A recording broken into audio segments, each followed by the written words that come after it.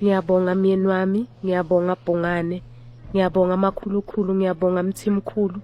Ngibonga ukungenza umuntu ebantwini. Abantu bangaka kodwa wakhetha mina ukungenza unkosikazi. Ngiyabonga, ngifisa ukukuhlonipha, ngikwenzele konke okuhle okudingayo. Ngibe unkosikazi ozokwakha umuzi, ngingabi unkosikazi ozobhidliza umuzi.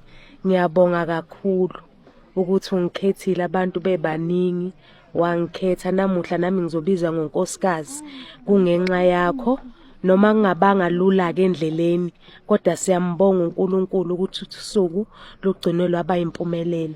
Konke sisazokwenza simeme uNkulunkulu ukuthi kube uyena ohamba phambi kwethu, kungabi yithina kodwa siholwe uyena, ngoba ngaphandle kwakhe thina asinawo amandla.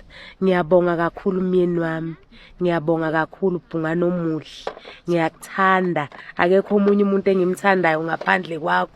Ngisukele ey'ntabeni zaseJozini, ngawela imfula, ngawela uthukela ngoba ngithanda wena. Nawe-ke ngiyafisa ukuthi ungithande. Ngiyabonga kakhulu.